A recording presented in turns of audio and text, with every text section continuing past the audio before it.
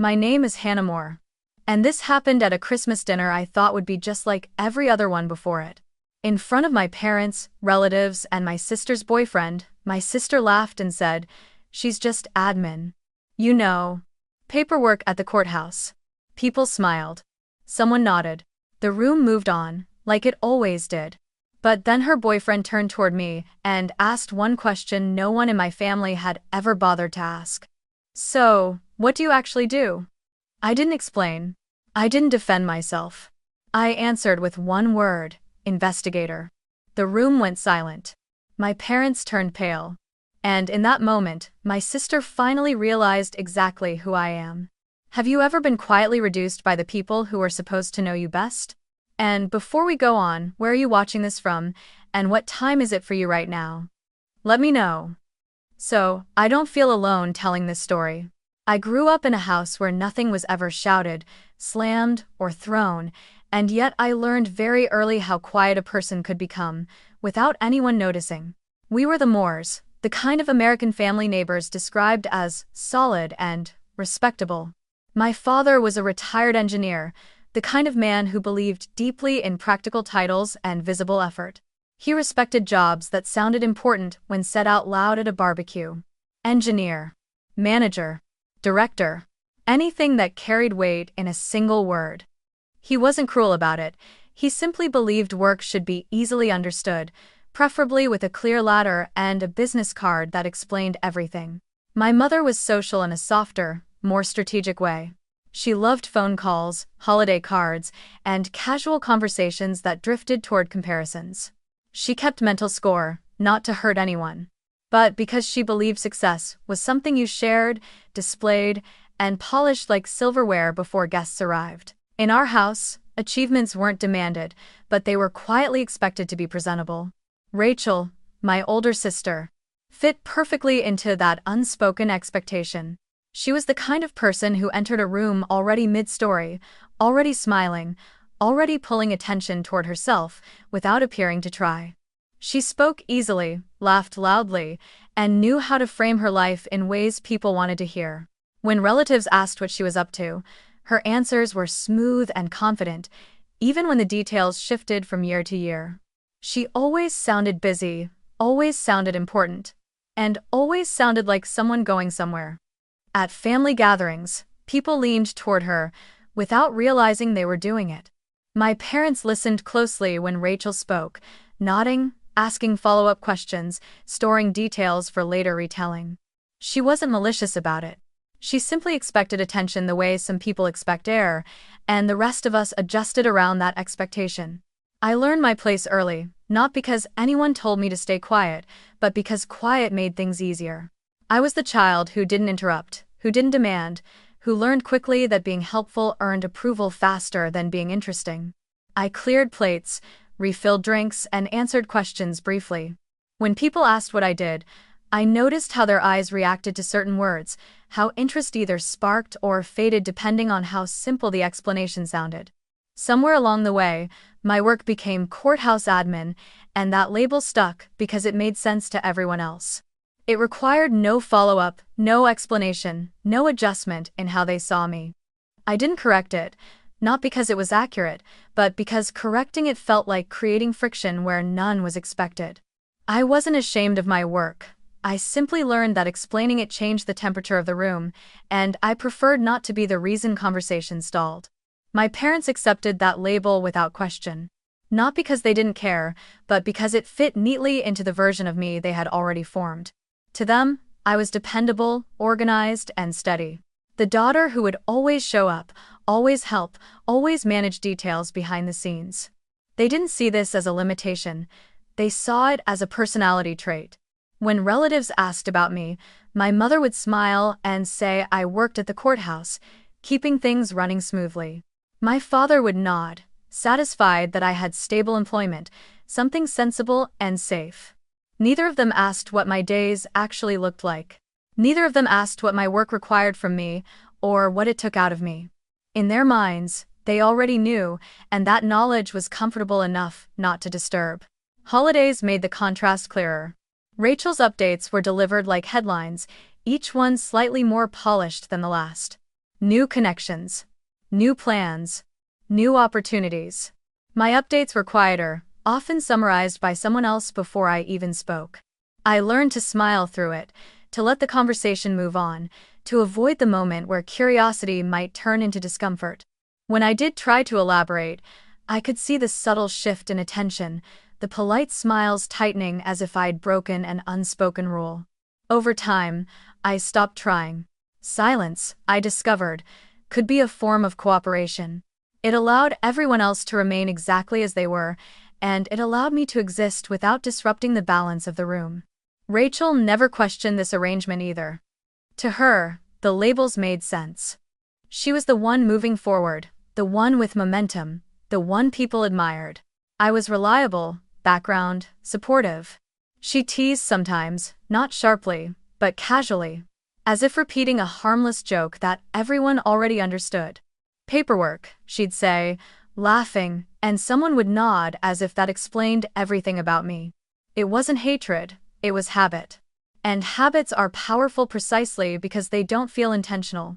By the time I left home for good, the version of me my family carried with them was already complete. It was neat, uncomplicated, and quietly limited. I didn't argue with it when I packed my car and drove away, because arguing would have required explaining, and explaining had never changed anything before. I moved into a small apartment near the city, close enough to work that I could walk when I needed to clear my head, far enough from home that no one dropped by unannounced. My life began to narrow in some ways and expand in others. I learned to measure my days not by what could be easily described to someone else, but by what demanded focus, restraint, and discipline from me. My work was not something you talked about over dinner. It was something you carried carefully, something you learned to hold without letting it spill into the rest of your life. The first years were quiet in a way that didn't look impressive from the outside. There were no announcements, no milestones worth sharing in family group chats. My schedule shifted constantly, early mornings followed by late nights, stretches of intense concentration broken by long periods of waiting.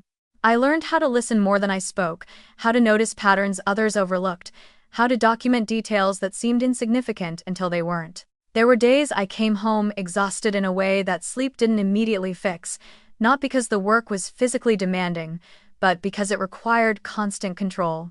Control of expression, of reaction, of impulse. I became good at compartmentalizing, at locking parts of myself away so they wouldn't interfere with the task at hand. It was a skill that served me well professionally and cost me very little socially, because socially, I was already expected to be quiet.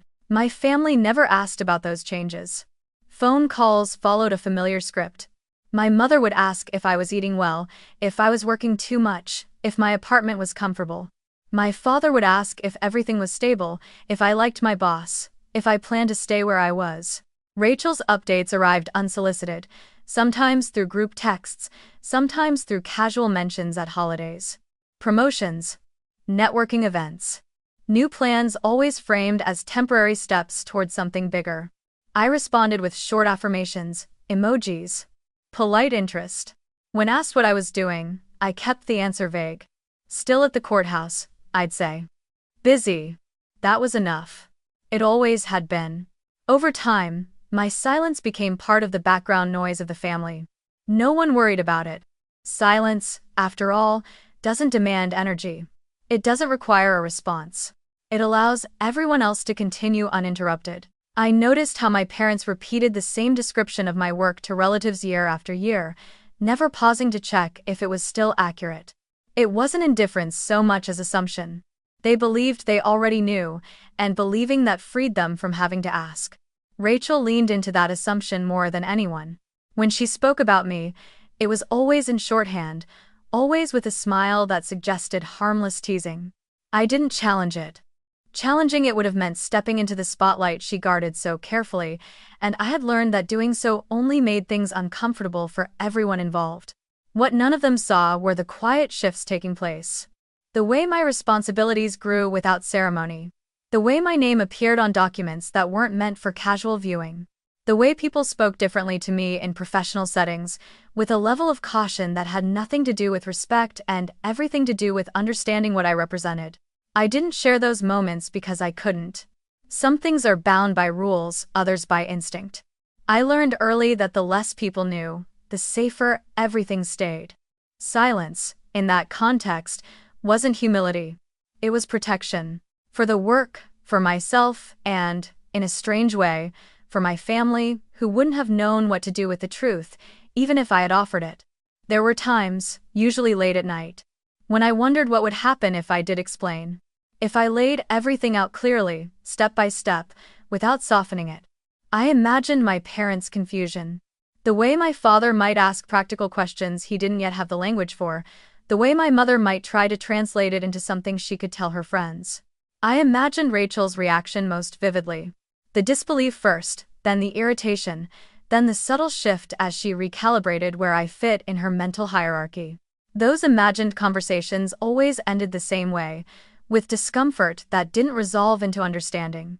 Eventually, I stopped imagining them. There was no point rehearsing a scene I had no intention of performing. Instead, I focused on building a life that made sense to me, even if it looked unremarkable from the outside. My apartment became more than a place to sleep. It became a boundary, a space where I could exhale without explaining myself. I developed routines that anchored me, small habits that created stability in a profession built on uncertainty. I learned how to exist without narrating my choices, how to let my work speak in rooms I would never enter, and to be content with that distance. Success, for me, was not loud. It didn't arrive with applause or visible markers. It arrived quietly, through trust, through responsibility, through being asked to handle things others could not. At family gatherings, nothing appeared different. I still arrived early. I still helped without being asked. I still sat where there was space rather than where attention gathered. The only change was internal. I no longer felt the need to fill silences or justify my presence. When Rachel spoke, I listened. When my parents repeated their familiar descriptions, I let them. Not because I believed them, but because I understood something they didn't. The story they told about me was only real inside that room. Outside of it, I was someone else entirely. Someone they had never taken the time to meet. That understanding brought a strange kind of calm. I stopped waiting for recognition that was never promised. I stopped hoping for curiosity that had never been shown.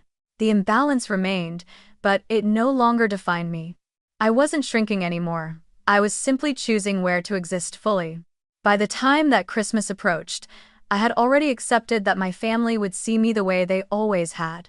What I hadn't anticipated was how fragile that perception truly was, how easily it could unravel when faced with a single, honest question asked by someone who didn't know the script. Christmas had always been the clearest mirror of our family dynamics, not because anything dramatic happened, but because nothing ever did.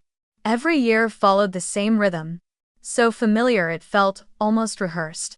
I drove back to my parents' house with the same expectations I'd carried since my 20s, already knowing where I would park, which door I would use, and what role I would step into the moment I crossed the threshold. The house itself never changed much. Same wreath on the door, same faint smell of pine and roasted meat, same careful balance between warmth and presentation. It was a home designed to feel welcoming without ever feeling chaotic, and in many ways, it reflected my parents perfectly. I arrived earlier than most, as I always did. It wasn't requested, but it was expected. My mother greeted me with a quick hug and an immediate update on what still needed to be done, her mind already moving ahead to the arrival of guests. I took off my coat, washed my hands, and stepped into motion without thinking. Setting plates, checking drinks, making sure there was enough space on the counter for appetizers. These were small tasks, invisible ones. But they gave me a purpose that didn't require explanation. While I worked, my parents moved around me easily, accustomed to my presence, the way you become accustomed to furniture that has always been there, comfortable, reliable, unremarkable. As relatives began to arrive, the house filled with voices and coats and familiar greetings.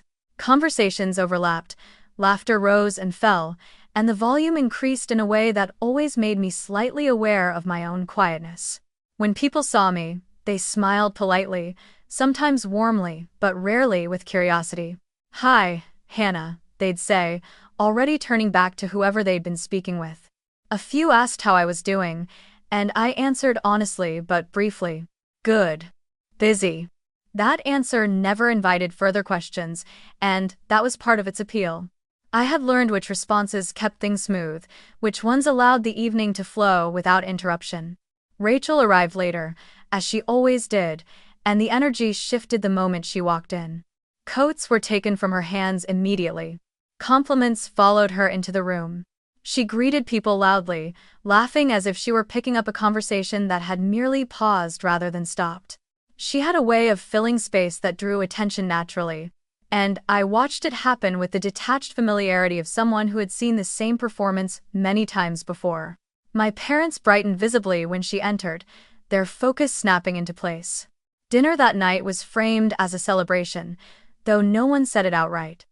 There was an unspoken sense that this Christmas mattered more than the others, that it carried a certain weight.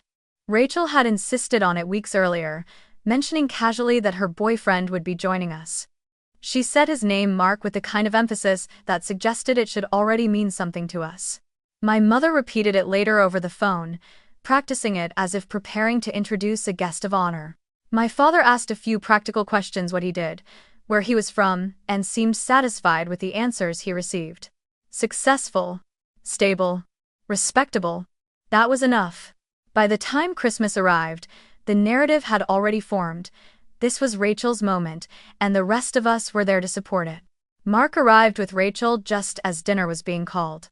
I heard their voices before I saw them, her laugh cutting through the room, his quieter tone following closely behind. When they stepped inside, coats were taken, greetings exchanged, and the familiar choreography resumed. Rachel glowed with the confidence of someone who knew she was being watched. Mark stood slightly behind her at first, polite, observant, taking in the room without trying to dominate it. He shook hands, made eye contact, listened carefully. There was nothing flashy about him, nothing that demanded attention, and yet he seemed fully present in a way that stood out. When he smiled, it felt measured, thoughtful, as if he were storing impressions rather than performing for the room. Introductions were made quickly, almost efficiently. My parents praised him openly, my mother already slipping into hostess mode, my father offering a firm handshake and a nod of approval. Rachel filled in details about him as if narrating her own highlight reel, listing accomplishments that sounded impressive without being specific. Mark let her speak, correcting nothing, adding little. When it was my turn, Rachel gestured toward me with an easy familiarity. "This is my sister, Hannah," she said. "She works at the courthouse." The phrase landed exactly as it always did, smooth and sufficient. Mark turned to me, smiled, and said it was nice to meet me. His eyes lingered for a moment longer than politeness required, not in scrutiny, but in acknowledgement. I returned the smile, said the same, and stepped aside to make room for the next introduction.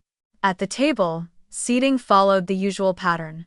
Rachel and Mark were placed near the center, my parents close enough to engage easily. I took a seat slightly down the table, within conversation range, but not directly involved. Plates were passed, glasses filled, and the room settled into the comfortable noise of a family meal. Conversation flowed easily, anchored by Rachel's updates and my parents' familiar anecdotes. Mark listened more than he spoke, occasionally asking a question that showed he had been paying attention. When he did talk, it was brief and deliberate, never drawing attention away from Rachel, but somehow adding texture to the conversation rather than competing with it. I watched the dynamic from my place at the table, aware of how little my role had changed over the years. I was included, but not centered. A participant, but not a focal point. When questions came my way, they were gentle and general. How was work? Was I staying busy? Did I like living where I was? I answered honestly, briefly, keeping my tone light. "It's good," I said. "Busy." The familiar shorthand did its job, and attention shifted back to Rachel without effort. No one seemed to notice, and for the most part, neither did I. This was how things worked. This was the structure we all understood. What I didn't expect was how carefully Mark was watching. Not just me, but the room itself. I noticed it in small ways at first, the way his gaze moved when Rachel spoke about her work, then flicked toward my parents to gauge their reactions. The way he glanced at me when someone summarized my job, his expression neutral but alert. He didn't interrupt. He didn't challenge anything. He simply observed. There was a quiet attentiveness about him that felt different from the casual interest of the rest of the table, as if he were noticing inconsistencies without yet assigning them meaning. As the meal progressed, the conversation grew looser, louder. Wine was poured more freely, laughter came easier. Rachel seemed energized by it all, leaning into the attention, telling stories that cast her in the best possible light. At one point, she joked about how different we were, gesturing between us with her fork. "I'm the talker," she said, smiling. "Hannah's the organized one. She loves paperwork." A few people laughed. It was harmless, familiar. I smiled too, because that was the expected response, and because reacting differently would have felt out of place. Mark smiled as well, but his was slower, more restrained. His eyes met mine briefly, and in that glance there was something like curiosity, faint but unmistakable. I told myself I was imagining it, that I was reading too much into a stranger's expressions because I was unused to being looked at closely. I focused instead on the mechanics of the evening, on passing dishes, on keeping my posture relaxed, on staying present without becoming visible. This was not the time or place for reflection. Christmas dinner was about tradition, about continuity, about keeping things smooth. I had done this countless times before, and I could do it again. Still, a subtle tension had begun to thread its way through the room, one I couldn't fully explain.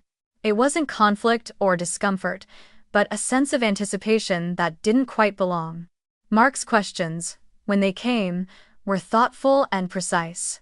He asked my father about his work before retirement, my mother about how long they'd lived in the house, Rachel about her plans for the coming year. Each question landed easily, drawing people out without putting them on the spot. When his attention turned toward me again, it felt unplanned, almost accidental, as if he had arrived there by following a line of thought rather than intention. I felt a familiar instinct rise in me then, the impulse to deflect, to keep things simple, to avoid becoming the subject of sustained attention. Years of habit had trained me well.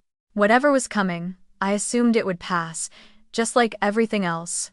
I had no reason to believe this dinner would be different from any other. The patterns were too well established, the roles too deeply ingrained. I didn't know yet that the question that would shift everything had already formed in Mark's mind, or that when he finally asked it, it would expose just how fragile those patterns truly were. Part 5. The joke that landed too hard. By the time dessert was brought out, the room had settled into that familiar post-dinner looseness where conversations overlap and laughter comes easier than reflection. Plates were cleared, coffee was poured, and my mother brought out the pie she'd been talking about since Thanksgiving, presenting it with the quiet pride of someone fulfilling a tradition. Rachel leaned back in her chair, relaxed now, confident in the attention she had already secured.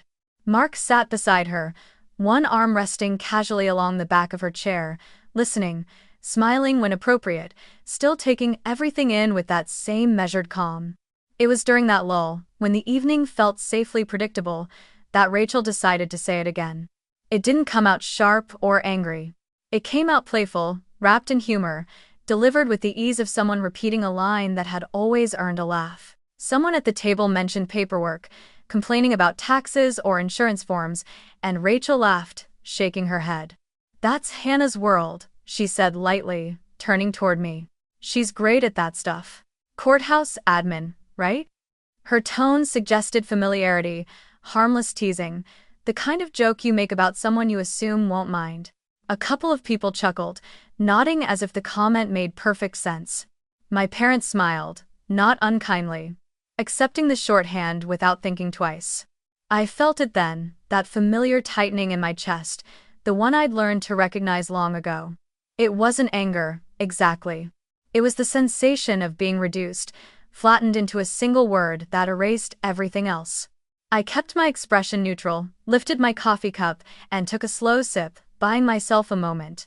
This wasn't new. I'd heard this version of myself repeated so many times it had almost lost its sting. Almost. The difference now was subtle, but undeniable. I was no longer absorbing the comment passively. I was aware of it in a way I hadn't been before, aware of the choice being made on my behalf yet again. Rachel laughed, clearly pleased with herself, and added, "She keeps things organized, answers phones. You know, makes sure everything runs smoothly." The way she said it suggested finality, as if she'd neatly summarized my entire existence for the benefit of the table. A few people smiled politely. Someone murmured agreement. The conversation threatened to move on, satisfied with that explanation. This was the moment I usually let pass. The moment I usually allowed to slip quietly into the background, preserving the comfort of everyone else at the table. But before it could, Mark shifted in his seat. It was small, almost imperceptible at first. He straightened slightly, his hand dropping from the back of Rachel's chair to rest on the table. He didn't laugh. He didn't add to the joke. He looked at Rachel for a moment, then at my parents. Then finally at me. There was no accusation in his expression, no judgment. Just focus. The kind of focus that made the space around it feel suddenly more deliberate.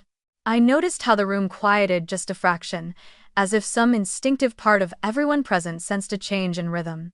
"So," he said, his voice calm, unhurried, cutting cleanly through the lingering laughter. "What do you actually do?" The question didn't land loudly. It wasn't confrontational. It wasn't phrased as a challenge. That was what made it so effective.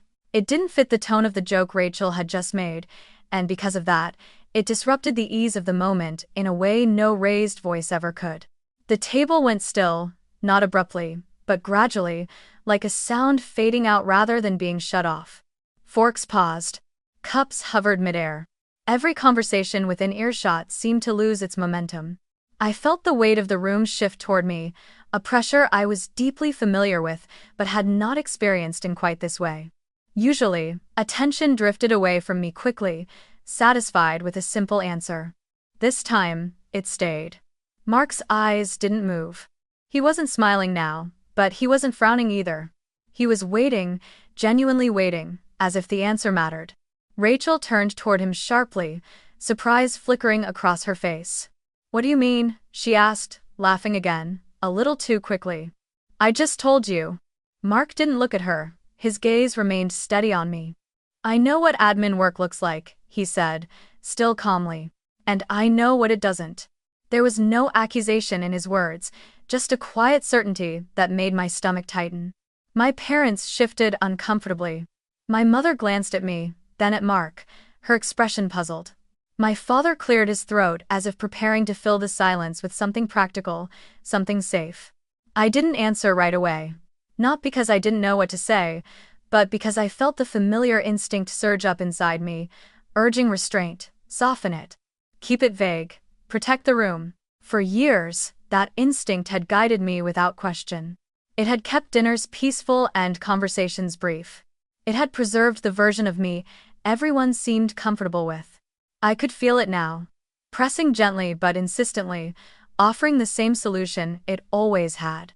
At the same time, something else was rising, quieter but steadier. A clarity I hadn't felt before. I became acutely aware of my hands resting on the table, the smooth surface beneath my fingers, the sound of the clock ticking faintly in the other room. I thought about how many times I had let that label stand, how often I had chosen silence because it seemed easier than correction.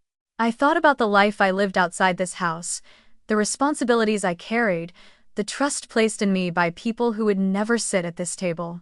For the first time, I understood with absolute certainty that staying quiet in this moment wouldn't preserve peace. It would only preserve a lie that no longer fit me. Rachel was watching me now, her smile tight, her eyes sharp with a sudden edge of suspicion. My parents waited, unsure. The room held its breath, balanced delicately on the space between what had always been said and what was about to be spoken. I knew, with a calm that surprised me, that whatever I answered would change how this night unfolded.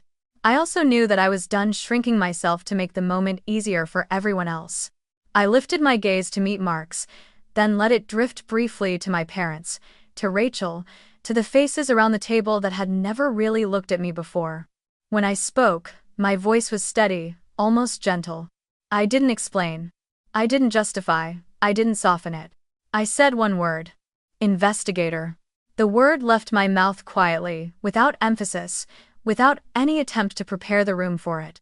It wasn't delivered as a reveal or a challenge. It was simply the truth, stated plainly. The way you might state the weather. For a fraction of a second, nothing happened. The silence that followed wasn't dramatic or sharp. It was heavy, dense, as if the air itself had thickened. The low hum of the refrigerator in the kitchen suddenly felt loud. Someone's spoon clinked softly against a saucer and then stopped. I could hear my own breathing, slow and steady, and I realized with mild surprise that I wasn't nervous. Mark's expression changed first. Not into shock, not into disbelief, but into recognition. His eyebrows lifted slightly, his head tilting as if a piece had just clicked into place. He didn't interrupt, didn't rush to fill the silence. He simply looked at me more carefully now, as though he were reassembling an image he'd seen before from a different angle. My parents, on the other hand, reacted almost in unison. My mother's smile faded too quickly, her face draining of color as if the word itself had startled her. My father's hand tightened around his coffee cup, then loosened, his gaze fixed on me with a confusion he didn't bother to hide. Rachel laughed. It came out brittle, forced, a sound that didn't quite match the moment. "That's funny," she said, waving a hand dismissively. "You're serious now?" Her eyes flicked toward Mark, searching for agreement, for reassurance that this was still part of the joke she thought she was controlling. But Mark didn't laugh. He didn't look at her at all. He leaned back slightly in his chair, studying me with a focus that made my skin prickle, not with discomfort, but with the strange relief of finally being seen clearly. "Investigator," he repeated slowly, as if testing the word against his memory. Then his eyes widened just a fraction. "Hannah Moore," he said, his voice careful.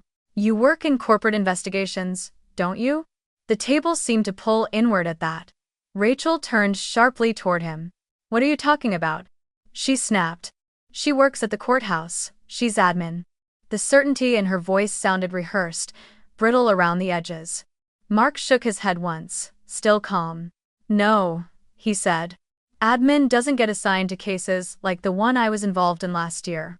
Every head at the table turned toward him. My parents looked from Mark to me, their expressions a mixture of disbelief and dawning realization. My mother opened her mouth, then closed it again, as if the words she had practiced for years no longer applied. My father spoke next, his voice low, cautious. "What kind of investigator?" he asked, as though the specificity might make this easier to process. I met his gaze and answered evenly. "The kind that handles internal misconduct, fraud, and compliance failures. The kind that doesn't talk about work at dinner." "Dade." The words settled slowly, one after another, like stones dropping into still water. Rachel pushed her chair back slightly, the legs scraping against the floor in a sound that cut through the silence. "This is ridiculous," she said, her voice rising. "You let everyone believe you were just admin. Who does that?" I looked at her then, really looked at her, and felt no anger, no triumph. Just clarity. "I didn't lie," I said calmly. "I stopped correcting you.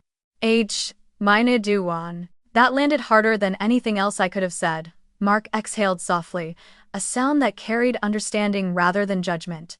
"That explains it," he said, almost to himself. "You were thorough. Quiet. You asked questions most people didn't think to ask." He looked back at me. "That case changed how my company operated." My mother's hand flew to her chest. "You never told us," she whispered, not accusing, just stunned. I nodded. "You never asked." Lay. The room felt different now, unbalanced, as if the arrangement everyone had relied on had shifted a few inches and could no longer be trusted to hold.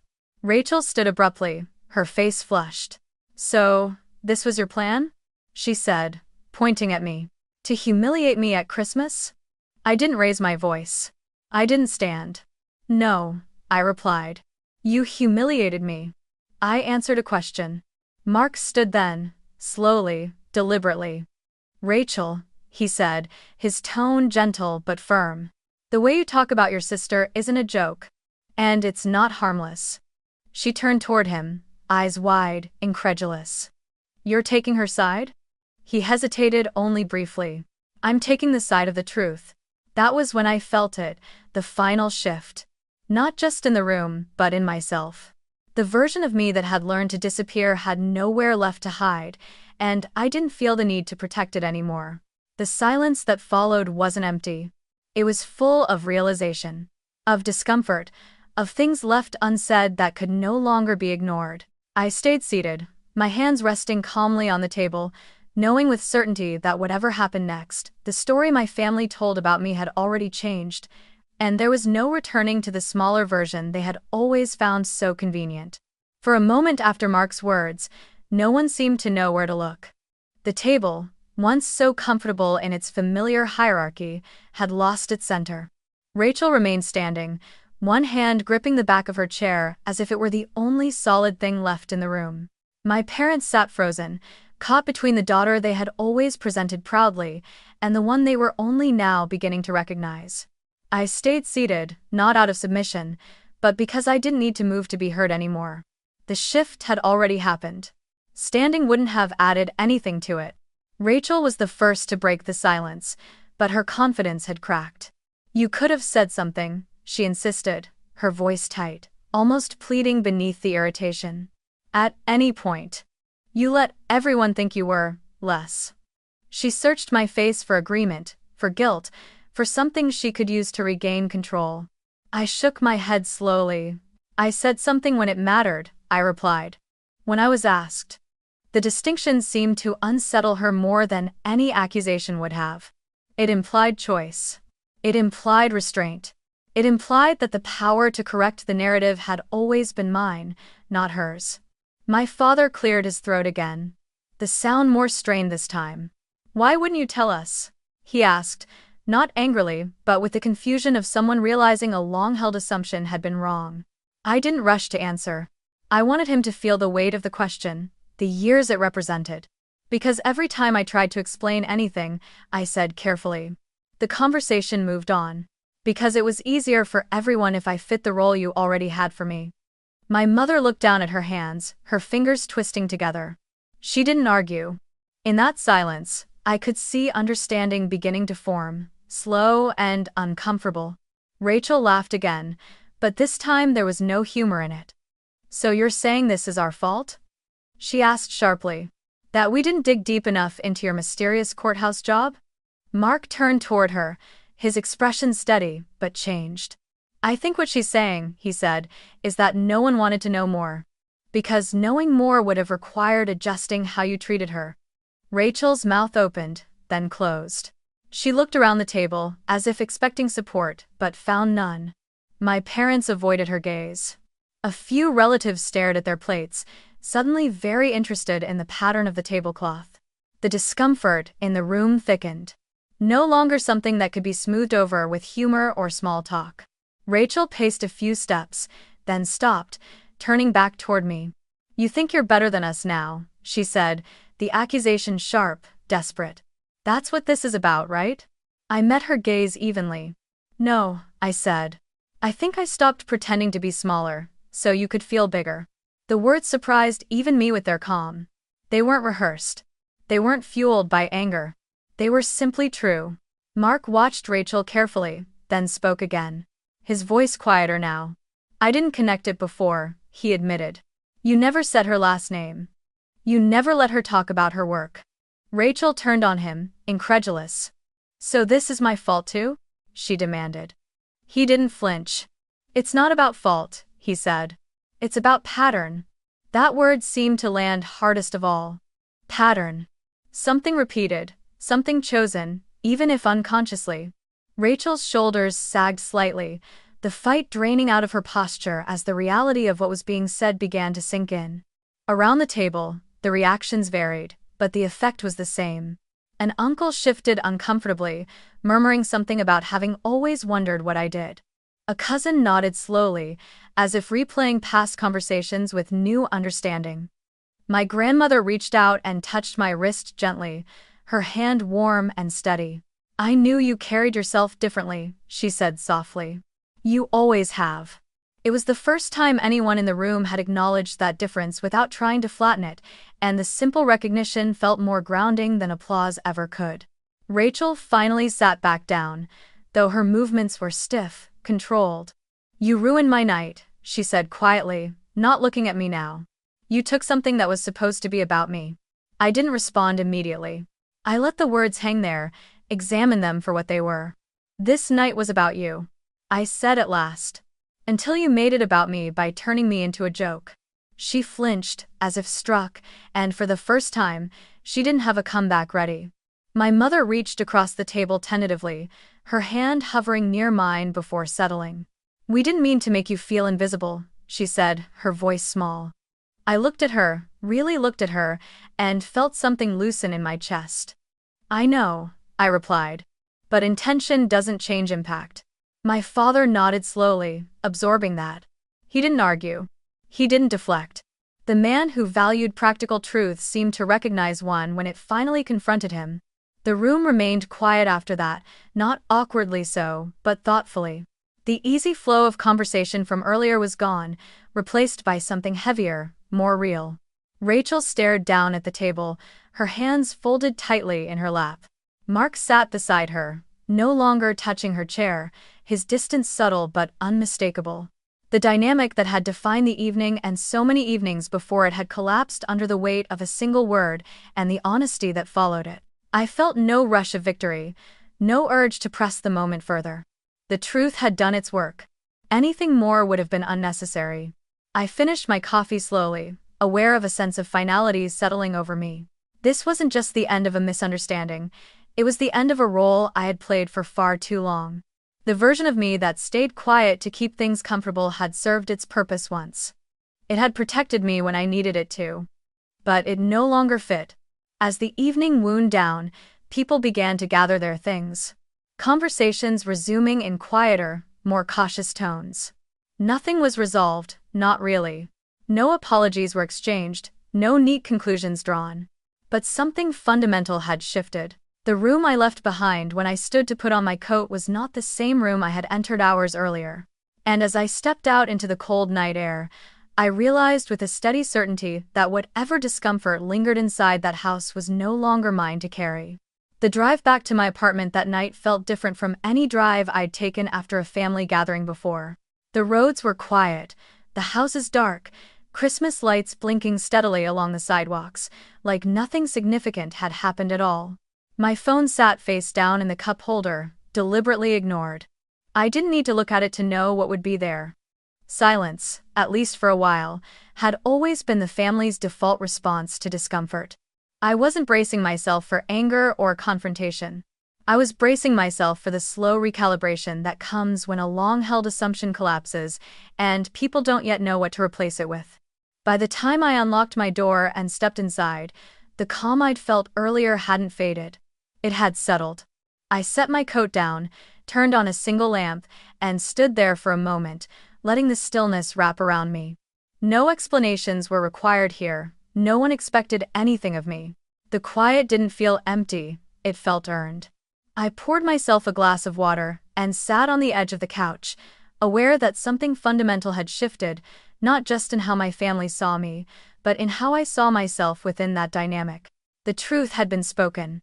Whatever followed would unfold on its own. The first message came the next morning, earlier than I expected. It was from my mother.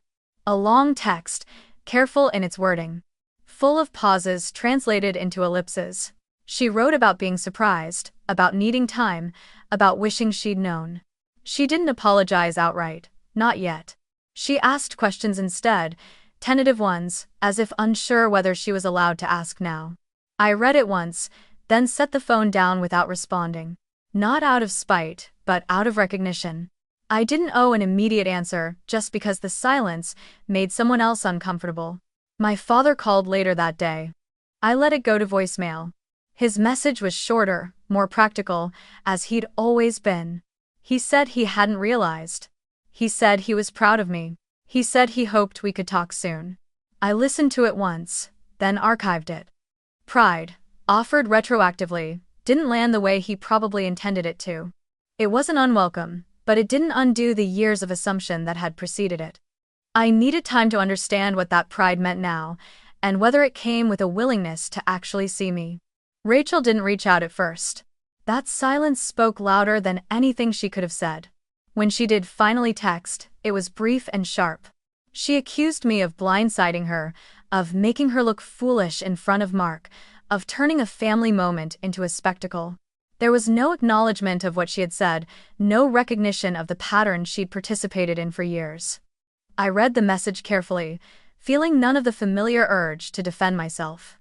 I typed a response, deleted it, then typed another. In the end, I sent only one sentence. I answered a question you asked in public. Then I muted the conversation. Mark surprised me most. He knocked on my door 2 days later, looking tired but composed, as if he'd spent the time since Christmas thinking rather than sleeping. We sat across from each other, the distance between us, respectful, deliberate. He didn't apologize for his role in what had happened, and I didn't expect him to. Instead, he spoke about what he'd noticed that night, about the way the room reacted to me, about how uncomfortable it had made him to realize how easily I'd been dismissed. He admitted he was reevaluating things, not just with Rachel, but with himself. "I don't want to be someone who overlooks people like that," he said quietly. I believed him. Belief, I'd learned, didn't require trust. It required consistency, and only time would reveal that. After he left, the apartment felt lighter, not because everything was resolved, but because I wasn't carrying the responsibility for resolving it. The days that followed were a mix of routine and recalibration. I went to work, I handled cases. I moved through my life with the same focus I always had, but with a subtle difference. I no longer felt the need to compartmentalize my family and my work so rigidly, not because I planned to merge them, but because I no longer felt the shame that had quietly justified keeping them separate. The secrecy hadn't been about my job. It had been about protecting a version of myself that no longer needed protection. At the next family gathering, weeks later, the atmosphere was noticeably altered. No one joked about paperwork. No one summarized my work for me. Questions, when they came, were hesitant, cautious, as if everyone were aware they were stepping into unfamiliar territory. I answered some and deflected others, choosing carefully what to share and what to keep. Rachel was quieter, her confidence bruised but not gone. Mark attended briefly, distant but polite, the space between them speaking volumes. My parents watched me differently now, with a kind of attention that felt both validating and strange, like discovering a room in your house you never knew existed. The consequences of that Christmas dinner weren't dramatic in the way stories often promise. There were no grand apologies, no tearful reconciliations, no sudden transformation of character. What there was instead was a slow, irreversible shift. The version of me that had been easy to overlook was gone, and in her place stood someone my family didn't yet know how to categorize. That discomfort belonged to them, not to me. I had stopped managing their perceptions, and in doing so, I had reclaimed a part of myself I hadn't realized I'd been withholding. What lingered most in the weeks after wasn't tension, but clarity. I saw, with painful precision, how much energy I'd spent over the years maintaining a version of myself that kept everyone else comfortable. I also saw how quickly that comfort evaporated once it was challenged. The imbalance hadn't been fragile because I was weak. It had been fragile because it was built on assumption rather than understanding. That realization didn't make me angry. It made me certain. I didn't know yet what my relationship with my family would look like moving forward. I didn't know whether Rachel and I would ever return to something resembling closeness, or whether my parents would truly adjust their view rather than simply absorbing a new label. What I did know is this: the silence I had lived in for so long was no longer something imposed on me. It was something I could choose, or not, on my own terms. And for the first time, the space I occupied in my own life felt solid, deliberate, and entirely mine. The weeks after Christmas unfolded with a quiet steadiness that felt unfamiliar at first, then necessary. Nothing dramatic happened, and yet everything had changed. I didn't announce new boundaries or make declarations about what I would or wouldn't tolerate. I simply adjusted my availability. I returned calls when I felt ready. I answered messages selectively. I let silences stretch, without rushing to fill them. For the first time, Distance wasn't something created by circumstance or avoidance, it was something I chose deliberately, with clarity rather than guilt. My parents tried, in their own cautious way, to re-establish what they thought of as normal. Invitations arrived phrased carefully, as if they were testing the ground. My mother asked if I'd come by for dinner, then added quickly that there was no pressure, that she understood if I was busy. My father sent articles related to my work, clearly trying to show interest, even though the gesture felt slightly misplaced. I recognized the effort for what it was, but I also recognized that effort didn't erase years of habit. I accepted some invitations and declined others, without explanation, learning to trust that I didn't owe anyone a justification for my choices. Rachel, on the other hand, struggled more openly with the shift. She called once, her voice sharp, controlled, as if she were holding herself together through sheer will. She accused me of pulling away, of changing the rules without telling anyone. I listened without interrupting, noticing how quickly her frustration turned toward blame. When she finished, I waited a moment before responding. "I'm not punishing anyone," I said calmly. "I'm just not pretending anymore." There was a long pause on the other end of the line. She didn't apologize. She didn't argue further. She simply ended the call, the line going dead with a quiet finality. Mark's presence in Rachel's life became increasingly uncertain.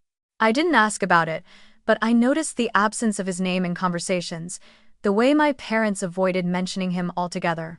When he did reach out, it was brief and respectful, a message acknowledging the complexity of what had been revealed and the impact it had on him.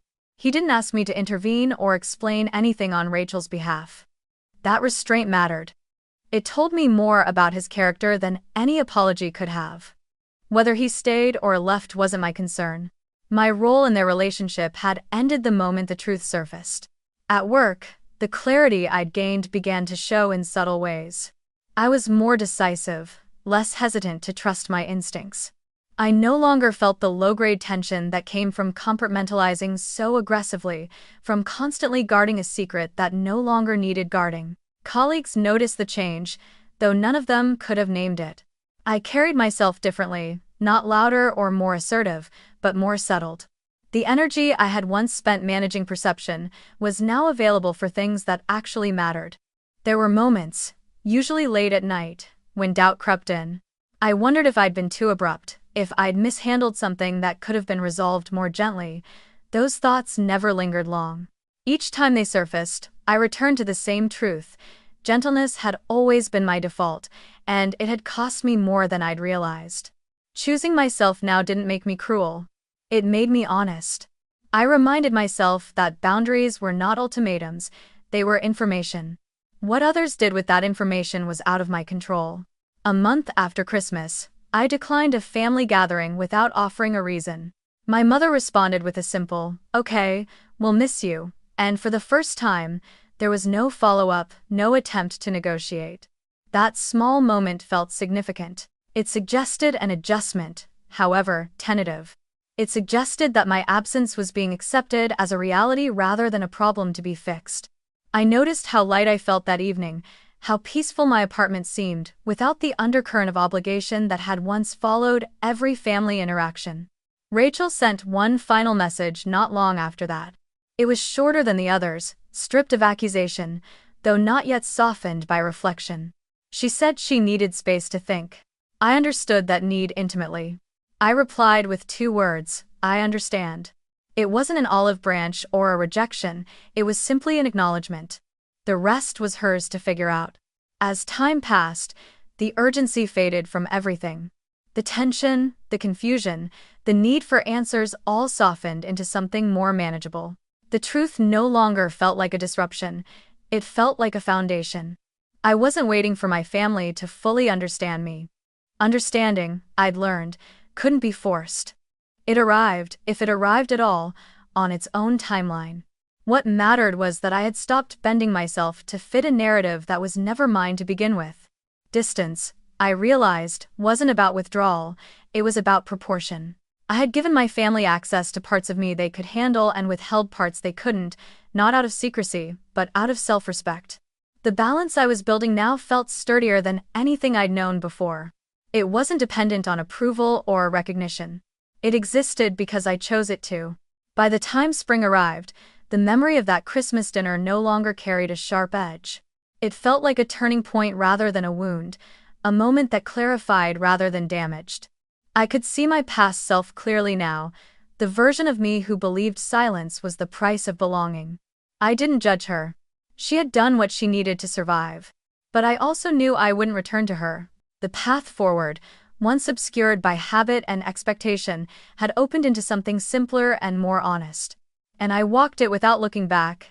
Spring didn't arrive all at once that year. It crept in quietly, through longer evenings and lighter mornings, through the subtle realization that I was no longer bracing myself before checking my phone. The absence of constant family communication had settled into something sustainable, something that no longer felt like distance but like alignment. I wasn't avoiding anyone. I was simply no longer available for a version of myself that no longer existed. That distinction mattered more than I'd expected. I made changes without announcing them. I moved apartments, choosing a place closer to work and farther from familiar routes, not as an escape but as a reset. The new space was smaller, cleaner, and entirely mine. No guest room for obligations. No dining table big enough to host anyone out of habit. Every choice was intentional, and that intentionality felt grounding. When my mother asked about the move, her question carried curiosity rather than entitlement. I gave her the address and nothing more. She didn't ask why. I took that as progress. At work, responsibility continued to build in ways that required focus and discretion. New cases arrived, heavier than the last, each one demanding the same calm precision I'd spent years cultivating. The difference now was internal. I no longer felt divided between who I was professionally and who I was allowed to be personally. I didn't need to explain my work to validate it, and I didn't need to hide it to protect anyone else's comfort. The confidence that grew from that understanding was steady, not performative. It showed up in decisions made without hesitation, in boundaries enforced without apology. My parents adjusted slowly. Conversations became more deliberate, less filled with assumptions. My father asked fewer questions but listened more closely when he did. My mother stopped summarizing my life for others, pausing instead and letting me speak for myself if I chose to. I noticed the effort, even when it felt awkward, even when it came late. I accepted what they were capable of offering without expecting it to make up for what they hadn't. That acceptance wasn't forgiveness or reconciliation, it was realism. Rachel remained the unresolved variable. We saw each other once, briefly, at a larger family event I attended on my own terms. The interaction was polite, restrained, stripped of familiarity. She didn't mock me. She didn't challenge me. She also didn't try to understand me. The distance between us felt permanent, but not painful. Some relationships don't end with explosions, they end with clarity. I understood then that her need for attention and my need for autonomy could no longer coexist without cost. Choosing myself meant letting that go. There were consequences to that choice. But they were quieter than I'd been taught to fear. I was no longer the automatic helper, the silent buffer, the person who smoothed over awkward moments before they fully formed. That role remained unfilled, and occasionally, I heard about the discomfort it caused. Dinners ran longer. Conversations stalled. Someone else had to step in. I didn't feel guilty about it. The discomfort wasn't a punishment, it was a recalibration. Systems resist change, but they eventually adapt or reveal what they truly rely on. What surprised me most was the space that opened up once I stopped performing. Time appeared where obligation used to be. Energy returned, where vigilance had lived. I invested both into things that felt proportional and honest, friendships that didn't require explanation, routines that didn't revolve around availability, moments of quiet that didn't carry tension. I didn't replace my family with something else. I simply stopped letting them define the margins of my life. Looking back, I could see how easily my silence had been mistaken for consent. How often kindness had been confused with compliance. I hadn't been invisible because I lacked substance. I'd been invisible because it was convenient. Stepping out of that role didn't make me louder or harder or less loving. It made me exact. It made me choose when to show up and when to stay away, without justifying either choice. By the time summer approached, the shift felt complete. Not resolved, not celebrated, but settled. I no longer waited for my family to catch up to who I was. I no longer needed them to. The truth had been spoken once, clearly, and that was enough. Everything after that was choice, not correction. I understood then that leaving a toxic dynamic doesn't always mean cutting ties or burning bridges. Sometimes it means walking off the stage quietly and refusing to play the part you were given. The applause never comes, and that's fine. What remains is something far more durable, the steady knowledge that your life belongs to you, exactly as it is, without translation, without reduction, and without apology. By the time a full year had passed since that Christmas dinner, the memory of it no longer arrived with heat or tension. It surfaced occasionally, usually uninvited, like a photograph you didn't realize you still carried. I could recall the exact tone of the room, the way the air shifted after that one word, the expressions on faces that had known me for decades yet hadn't truly seen me. But the memory no longer asked anything of me. It didn't demand resolution, explanation, or repair. It simply existed as a marker, a clear line between who I had been willing to be and who I had chosen to become. My relationship with my family settled into something quieter and more honest, though not necessarily closer. I visited less often, stayed for shorter periods, and left before old patterns had time to reassert themselves. When I did show up, I was no longer the automatic solution to every logistical problem or emotional imbalance. I arrived as a guest, not a role. Sometimes that made the room awkward. Sometimes it made it calm. Either way, I no longer adjusted myself to control the outcome. I had learned that belonging built on self-erasure was not belonging at all. My parents changed in small, uneven ways. They stopped introducing me with a simplified title, letting silence hang instead until I spoke for myself, if I chose to. My mother listened more than she filled space, though the instinct to smooth things over still surfaced now and then. My father, true to his nature, asked fewer questions but treated my answers with a seriousness he hadn't before. It wasn't a transformation. It was an adjustment. I accepted it as such, without expecting it to become something it wasn't. I didn't need them to fully understand my work or my choices. I needed them to stop reducing me, and they had, at least enough. Rachel remained distant. We exchanged occasional messages. Neutral and functional, stripped of intimacy. There were no more jokes at my expense, no casual dismissals, no public summaries of who I was allowed to be. In some ways, the absence of conflict was its own resolution. I no longer needed her approval, and she no longer had access to my silence. We existed in parallel, connected by history but no longer defined by it. That distance didn't feel like a loss. It felt like accuracy. Outside my family, my life continued to expand in ways that felt proportional and grounded. Work remained demanding, but it no longer felt like a separate identity I had to hide or defend. I trusted my instincts more openly now, not just professionally, but personally. I chose friendships with people who didn't need me to translate myself into something more digestible. I said no without rehearsing excuses. I said yes without wondering what it would cost me later. The energy I had once spent maintaining a smaller version of myself returned quietly, steadily, to places where it could actually sustain me. What surprised me most, in hindsight, was how little drama it took to change everything.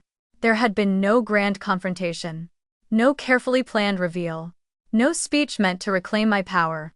There had only been a question asked by someone who didn't know the rules and an answer I finally allowed myself to give without apology. The fallout wasn't explosive. It was instructive. It showed me exactly how fragile the narratives around me had always been, and how much effort I'd invested in protecting them. I used to believe that being kind meant staying quiet, that keeping the peace required me to soften myself until I fit comfortably into someone else's expectations. I understand now that kindness without honesty is just compliance, and peace maintained through self-erasure is temporary at best. The silence I'd lived in for so long hadn't protected anyone. It had only taught people how little they needed to ask of me. Speaking once, clearly, changed that permanently. If there's a lesson in all of this, it isn't about revealing your success or proving your worth. It's not about winning an argument or correcting every misunderstanding. It's about recognizing the moment when silence stops being a choice and starts being a habit that works against you. It's about understanding that you don't owe anyone a simplified version of yourself just because it's easier for them to accept. You don't have to announce your growth for it to be real, but you also don't have to hide it to preserve someone else's comfort. I didn't leave my family behind in anger. I stepped away from a dynamic that required me to be smaller than I was. The difference matters. One is a reaction. The other is a decision.